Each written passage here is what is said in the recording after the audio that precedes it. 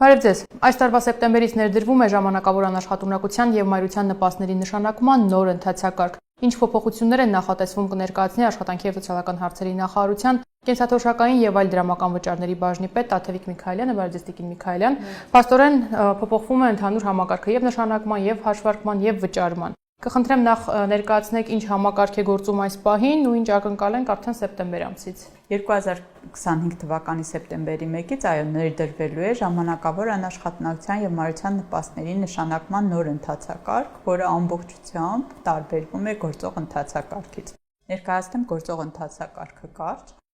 Ուրեմն ժամանակավոր անաշխատունակության կամ մայրության նպաստների նշանակման այսօրվա գործող համակարգը հետեւյալն է։ Բարձր աշխատողը հղիության 210-րդ օրվա դեպքում եթե հղի է կամ եթե հիվանդություն է առաջացել հիվանդությամբ պայմանավորված, դիմում է համապատասխան բժշկական կազմակերպություն, իր համար բացվում է անաշխատունակության թերթիկ եւ անաշխատունակության թերթիկը փակվելուց հետո այն ներկայացնում է իր բարձր աշխատողին, որպեսզի համապատասխանաբար ստանա ժամանակավոր անաշխատունակության նպաստ կամ մայրության նպաստ։ Ինչ է անում գործատուն։ Գործատուն հաշվարկում է ընդհանուր առմամբ ժամանակավոր անաշխատունակության կամ մայրության նպաստը։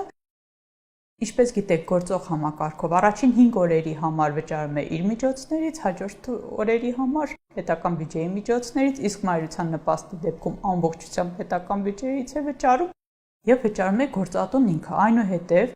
իր մոտ, իր կազմակերպության եկամտային հարկի հաշվին նվազեցնում է պետական վճարման ենթակա գումարը կամ եթե չունի նման միջոցներ, դիմում է պետական մարմին փոխհատուցում ստանալու համար։ Այսպիսով ինչ է ստացվում։ Ստացվում է, որ պետական բյուջեից վճարման ենթակա գումարը հաշվարկը իրականացնում է գործատուն եւ խոշոր գործատունների դեպքում այդ հաշվարկը հետագայում չի ստուգվում, ճշգրտվումը չի իրականացվում, քանի որ իր եկամտային հարկի հաշվին է նվազեցնում։ Սխալի դեպքում կարող է տուժել պետությունը, թե գործատուն։ Այո, կարող է տուժել պետությունը հիմնականում, որովհետև այդ միջոցները վճարվում են պետական բյուջեի միջոցների հաշվին։ Միայն այն դեպքերում, շատ քիչ դեպքերում, երբ որ գործատուի միջոցները չեն բավարարում տվյալ անձի նպաստը վճարելու համար, եւ ինքը փոխհատուցման համար պետք է դիմի պետական մարմին, միասնական սոցիալական ծառայություն, միայն այդ դեպքում է, որ միասնական սոցիալական ծառայությունը ունի լիազորություն եւ հնարավորություն նաեւ ստուգելու գործատուի կատարած հաշվարկը, ճշգրտելու է այդ հաշվարկը։ Դրանք, ինչպես նշեցի, շատ բացառիկ դեպք են։ Այսպիսով ստացվում է, որ պետական բյուջեից վճարման ենթակա գումարը ըստ էության տնօրինում է գործատուն, ինքն է հաշվարկի ճշտության պատասխանատուն, ընդ որում պետք է նկատի ունենալ, որ գործող համակարգով խնդիրը ոչ միայն հաշվարկի ճշտության մեջ, այլ ընդհանուր առմամբ անձանց բարձր աշխատողների նպաստի իրավունքի իրացման մեջ է, որովհետև մեզ հասնում են բազմաթիվ դեպքեր, երբ որ անձին ընդհանրապես ժամանակավոր անաշխատունակության նպաստ գործատուն հրաժարվում է վճարելուց։ Այս եւ նմանատիպ այլ հարցեր կարգավորելու նպատակով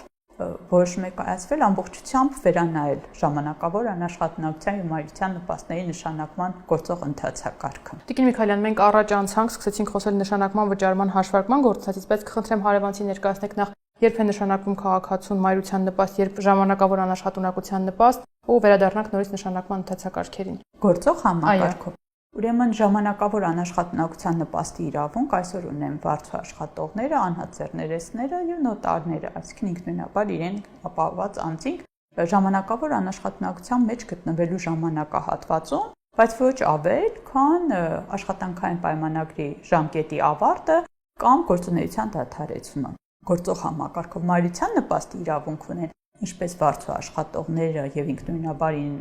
աշխատանքով ապահովված անձինք, այնպես էլ չաշխատող անձինք, այսինքն ժամանակավոր անաշխատունակության նպաստի դեպքում միայն աշխատողները, իսկ մայրության նպաստի դեպքում այդ նպաստի իրավունք ունեն եւ աշխատողները եւ չաշխատողները։ Եթե աշխատողների պարագայում մայրության նպաստը հաշվարկվում է հղիության ծննդաբերության արձակուրդի իրավունք ունենալու ամբողջ ժամանակահատվածի դեպքում, դա կարող է լինել 140 օր, բարձր ծննդաբերության դեպքում եւս 15 օր է ավելանում, միաժամանակ մեկից ավելի երեխաներ ծնվելու դեպքում եւս օրեր են ավելանում, ապա չաշխատողի պարագայում մայրության նպաստը տրվում է հղիության ծննդաբերության արձակուրդի իրավունք ունենալու բարձր աշխատողի համար սահմանված 140 օրվա համար։ Իհարկե, եթե վաղաժամ ծննդաբերություն չի, վաղաժամ ծննդաբերության համար 70 օր է տրվում։ եւ գործող համակարգով նպաստի նշանակման հիմքը անձի համար բացված ժամանակավոր անաշխատունակության թերթիկն է, որը այսօր տրամադրում են բժշկական կազմակերպությունները թղթային տարբերակով։ Շահառուների շրջանակի մեջ փոփոխություններ լինելու են սեպտեմբերից, թե սեպտեմբերի նախատեսվող փոփոխությունը վերաբերում է զուտ ընթացակարգին դիմելու նշանակման վճարման։ Շահառուների տեսակետից փոփոխություններ չեն լինում, բայց պետք է փոփոխություններ են լինում նաև հաշվարկման մեջ, դա հատկապես ուզում եմ հրավիրել գործատուների ուշադրությունը, որ եթե այսօր գործող համակարգի շրջանակներում ժամանակավոր անաշխատունակության, այսպես ասած հիվանդության նպաստները, եթե հաշվարկվում են աշխատանքային օրերով, ընդ որում առաջին 5 աշխատանքային օրվա համար գործատուն վճարում է իր միջոցներից, եթե անաշխատունակությունը շարունակվում է 6-րդ օրվանից սկսած 6-րդ աշխատանքային օրվանից հաշված պետական բյուջեի միջոցների հաշվին, ապա նոր փոփոխությամբ ժամանակավոր անաշխատունակության նպաստները հաշվարկվելու են օրացուցային օրերով, ինչպես որ դա այսօր կատարվում է մայրության նպաստի պարագայում, եւ այս տրամաբանությամբ արդեն առաջին 7 օրը, 7 օրացուցային օրը գործատուն վճարելու է իր միջոցներից, իսկ դրանից ավել օրերի համար արդեն պետական բյուջեի միջոցներից։ Ընդ որում, եթե գործող համակարգով ժամանակավոր անաշխատունակության նպաստի հաշվարկման համար հիմք հանդիսացող միջին ամսական աշխատավարձը որոշելիս 7 օրվա, 5 օրյա, 6 օրյա ռեժիմներ էր որոշումը, ըստ այդմ բաժանվում էր 21-ի կամ 24-ի այդ միջին ամսական աշխատավարձ հաշվարկելու համար, ապա նոր փոփոխությամբ բաժանվելու է 30.1-ի եւ բազմապատկվելու է անաշխատունակության օրացուցային օրերի թվով։ Նույն հաշվարկն է կատարվելու, ինչ որ մայրության նպաստի պարագայում։ Տիկին Միքայելյան, եթե քարտեզագրենք ընդհանուր մայրության ու անաշխատունակության նպաստների նշանակման գործընթացում ներդրում ունի մասնակցություն ունի պետությունը, հուշհաստատությունը, քաղաքացին եւ գործատուն։ Կխնդրեմ քաղաքացու պրիզմայով, եթե նայենք, ինչ փոփոխություն է ինքը նկատելու, այսինքն գործողությունները իրականացնելու ճանապարհին, ինչ պիտի աներ նախկինում ու սեպտեմբերից ինչ է անելու։ Քաղաքացու տեսակետից եթե ներկայացնեմ, եկեք ներկայացնեմ քայլ առ քայլ, որպեսզի մեր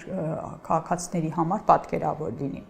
Ուրեմն, ինչպես գործող համակարգով, այնպես էլ նոր փոփոխությամբ քաղաքացին հիվանդանալու պարագայում կամ եթե հղիության արձակուրդ արդեն պետքա տրամադրվի հղիության պարագայում, դիմում է բժշկական կազմակերպություն։ Բժշկական կազմակերպությունում արդեն ինքը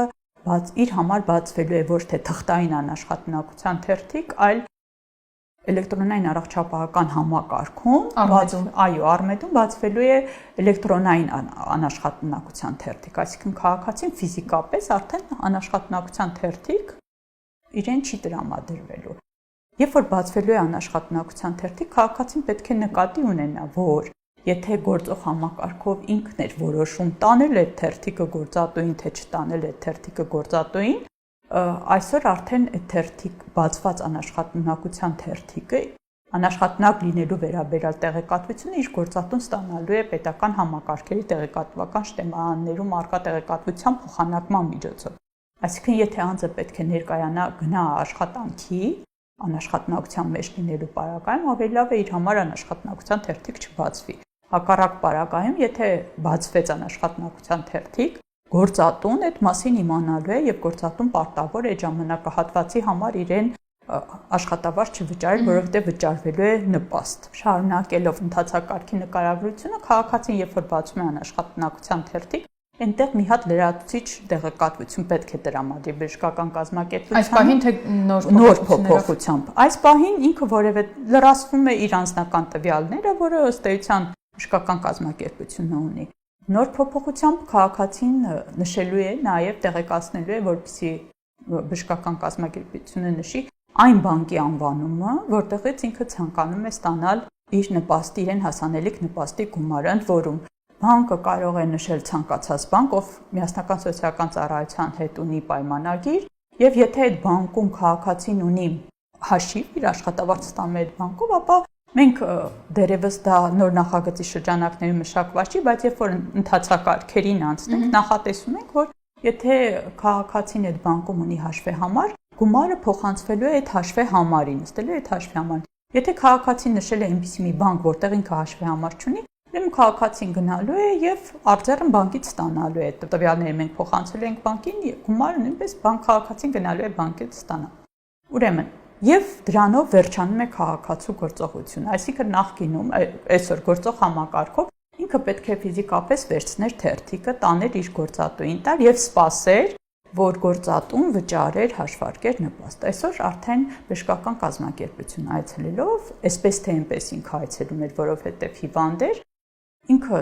տրամադրեց լրացուցիչ տեղեկատվություն իր բանկի վերաբերյալ զուտ անվանումը եւ արդեն պետք է սպասի, որ լիազոր մարմինը, այսինքն միասնական սոցիալական ծառայությունը իր անունով փոխանցի այդ ժամանակավոր անաշխատունակության նպաստ։ Այսինքն քաղաքացու տեսանկյունից խնայում է ժամանակ ու փաստաթղթաշրջանառությունը, այդ եւ քաղաքացին պետք է նաեւ համոզված լինի, որ արդեն ժամանակավոր անաշխատունակության նպաստի հաշվարկում այլևս սխալներ, սխալ հաշվարկ չի լինելու, որովհետև հաշվարկները հիմք են ընդունվելու բացառապես պետական եկամտների կոմիտեի բազայում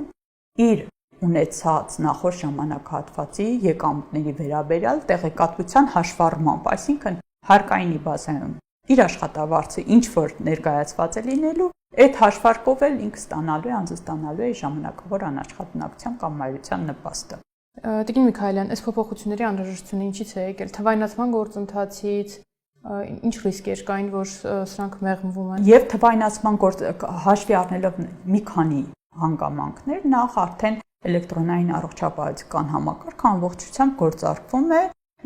եւ մեր թվային համակարգերի թվայնացումը հասել է այն մակարդակի, որ մենք հնարավորություն ունենք այս գործընթացը ամբողջությամբ ըստ էության ինքնաշխատ եղանակով իրականացնել։ Դա մեկ, երկրորդ հերթին պետական բյուջեից վճարման ենթակա գումարների հաշվարկների հասարակության ճշտության նկատմամբ իրավունքների իրացման մասով վերահսկողություն իրականացնելու լծակ ստանալու համար նույնպես այս համակարգը ներդրվել է։ Շատ լավ, կան փոփոխություններ, որոնց մասին չխոսեցինք։ Եկեք խոսենք նաև գործատուները ինչ պետք է իմանան, որովհետև այսօր գործատուները իրենք են հաշվարկում, նպաստը վճարում, հարկային մարմին ներկայացնում հաշվետվություններ։ Գործատուները պետք է իմանան, որ երբ որ իրենց աշխատողը գտնվի ժամանակավոր անաշխատունակության մեջ, մենք ասելով լիազոր մարմինը, այսինքն միասնական սոցիալական ծառայությունը, մեկ աշխատանքային օրվա ընթացքում առողջապահական համակարգից ստանալու է տեղեկատվություն, որ անձի համար բացվել է անաշխատունակության թերթիկ։ Այդ տեղեկատվությունը միասնական սոցիալական ծառայությունը մեկ աշխատանքային օրվա ընթացքում տրամադրելու է պետական եկամտների կոմիտեին եւ ՊԵԿ-ը այդ նույն օրը գործատուին իրեն հատկացված էջում տեղադրելու է տեղեկատվություն, որ քո աշխատողը այսօրվանից չի ներկայանալու աշխատանքի, որովհետև գտնվելու է ժամանակավոր անաշխատունակության մեջ։ Նույն տեղեկատվությունը գործատուն արդեն ստանալու է նաև անաշխատունակության թերթիկը փակելուց, ստանալու է տեղեկատվություն նույն ճանապարհով, որ անձը այսինչ օրը ներկայանալու է աշխատանքի, արդեն վերականգնվել է, ընդ որում այդ տեղեկատվության հետ նաև միասնական սոցիալական ծառայությունը գործատուին տեղեկացնելու է նաև հաշվարկը, որ